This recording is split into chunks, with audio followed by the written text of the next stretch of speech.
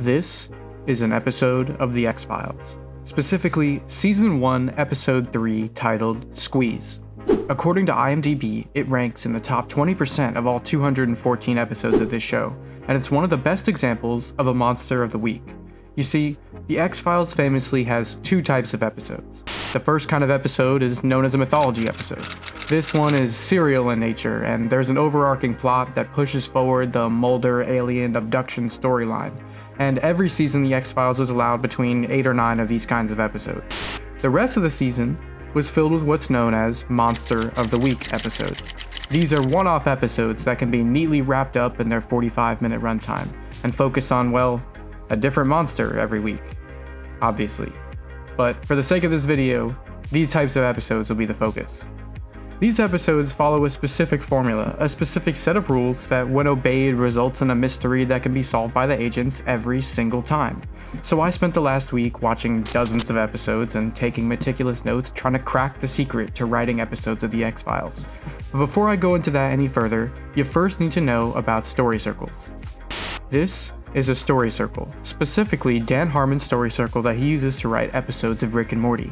It's a simplification of Joseph Campbell's hero's journey, and Dan Harmon believes that every story should follow this progression. To some extent, I believe this is true.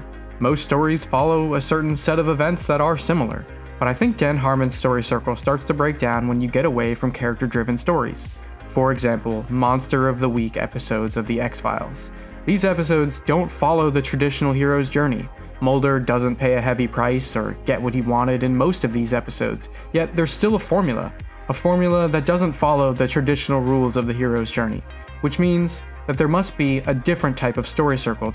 A story circle that, instead of focusing on character development, focuses on solving a mystery, on posing a question and then answering it with the same precision that other story circles might provide character development. So after a week of couch-based research, this is what I came up with. This is a story circle for an episode of The X-Files, and it's the tool we will use to write our episode.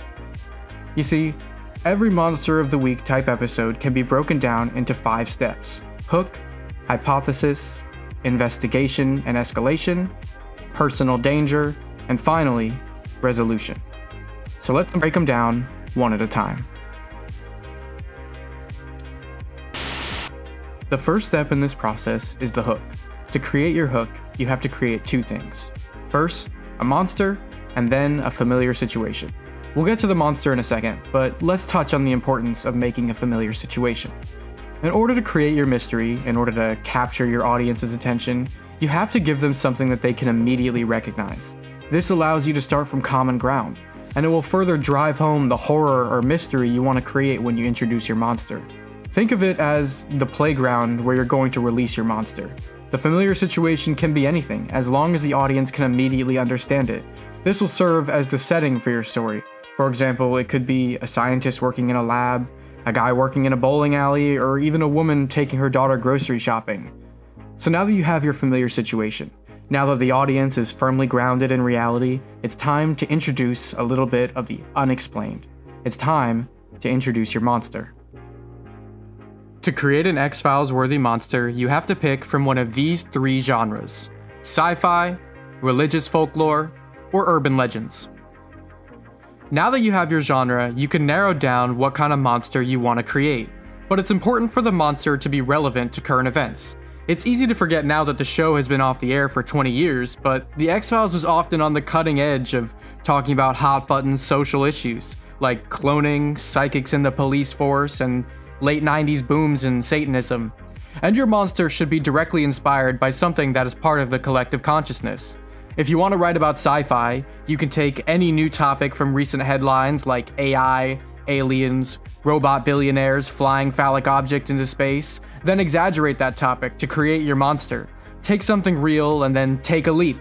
Like if you want to talk about genetic engineering, take a leap and say that genetic engineering can create a person who can shapeshift or walk through walls.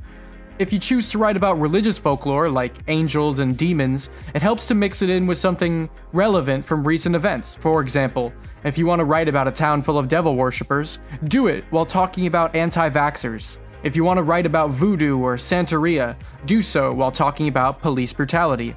Mix something supernatural with something real. By tying your monster to a current event, you give yourself a platform to discuss the pros and cons of the issue, which comes in handy during Step 2. So now that we have our familiar situation, and your monster, it's time to mix them together to create our hook. First, you introduce your familiar situation. Then, you open the cage. Also, don't forget the intro.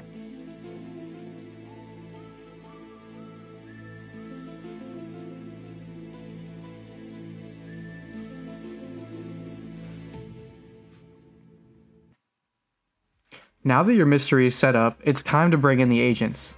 Step 2 of our story circle is Hypothesis. This section of your episode usually runs for an average of 6 to 8 minutes, and it also consists of the agents getting a clue or a lead to follow, which gives them a glimpse of your monster, either through a hair sample, or an interview with somebody, or even a dead body. The first clue always leads to a hypothesis. One of the agents, doesn't matter which, make a guess as to what they are dealing with this week. Usually, the guess is close to the truth, but not entirely correct. If you're dealing with a demon, maybe Mulder guesses that it's witchcraft. If you're dealing with an invisible Vietnam vet, he'll guess that he can teleport or something. The hypothesis should be half right. The agents can't just outright guess what's happening from the beginning, but the hypothesis has to be in the same ballpark. When you posit your hypothesis, one of your characters will always play the advocate and the other will play the skeptic. Usually, Mulder plays the advocate and Scully plays the skeptic, but feel free to mix it up. The advocate is the person ready to believe in the supernatural. They are ready to believe that the answer to the mystery they are presented with can only be explained if you believe the impossible. On the other hand, the skeptic always tries to explain the evidence with rational solutions. For example, if it's raining frogs, Mulder will play the advocate and say that it's due to witchcraft, while Scully, playing the skeptic, will mention that there are tornadoes in the area that picked up the frogs and dumped them on the agents' heads. In this section of the episode, in your debates between skeptic and advocate, it's important to acknowledge both sides of the argument. This is a platform to discuss the finer nuances of your topic. So now that we have our hypothesis set up, it's time to put it to the test. Step 3 is escalation and investigation. This step differs the most episode to episode, but don't be fooled. It still follows a strict formula. The order of the events may change between each episode, but this section of the episode contains 3 things. Interactions between monsters and the characters, investigations, which features the agents piecing together clues based on what the monster leaves behind, and finally, a split.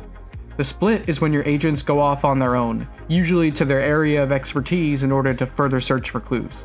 For example, Scully going to the morgue to perform an autopsy, while Mulder investigates old occult rituals. So now that we have our 3 pieces, our interactions, investigations, and our split, you can now string them together in any order that best serves your narrative. For example, you could do interaction, investigation, split, interaction, followed by an investigation. Or you could start with a split, and then go to the interaction, then investigation, and so on and so forth.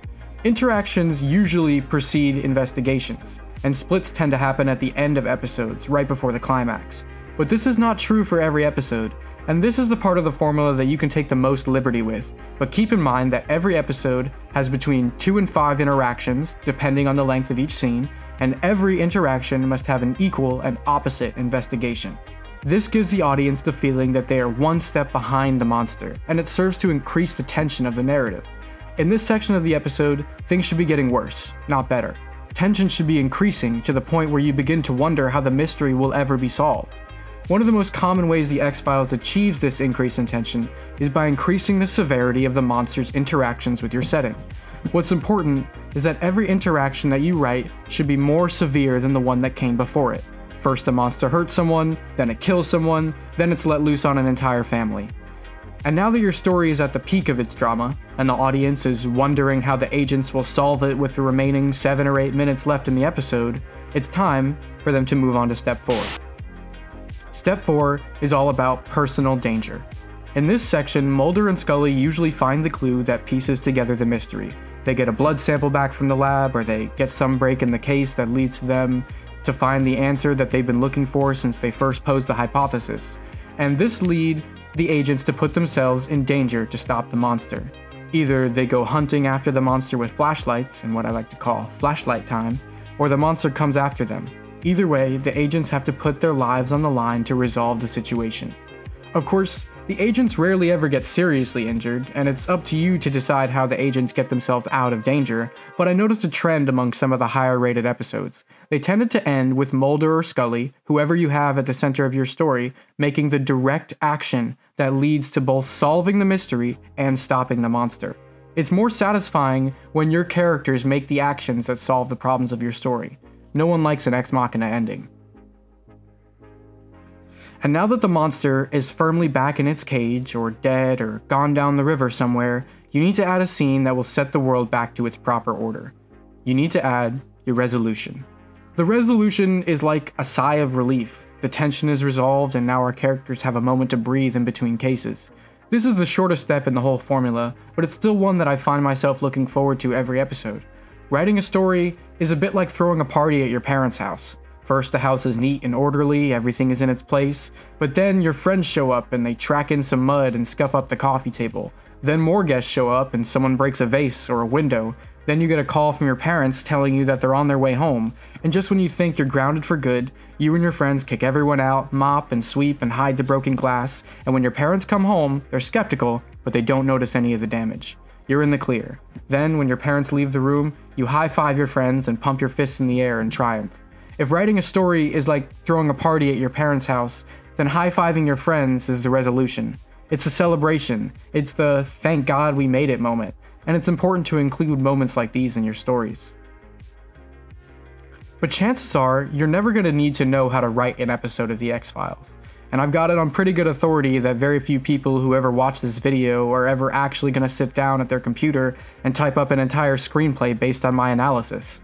So you're probably wondering, why even make a video like this if no one is really going to use it as a blueprint? Well, lately, I've been thinking about story circles, about how many of them exist across all forms of modern media, about how many different TV shows, movies, or books all follow their own story circles, all with their own set of secret rules and regulations that the writers use to produce consistent content. And I think, by studying these story circles, I can shine a light on all the different methods of storytelling that exist in our world. I want to show that there is more to plot structure than the plain old hero's journey, and I think that The X-Files is a great example of that because it violates several key rules of the hero's journey. But that's because it isn't a hero's journey. It isn't a story about heroes at all. It's a story about monsters.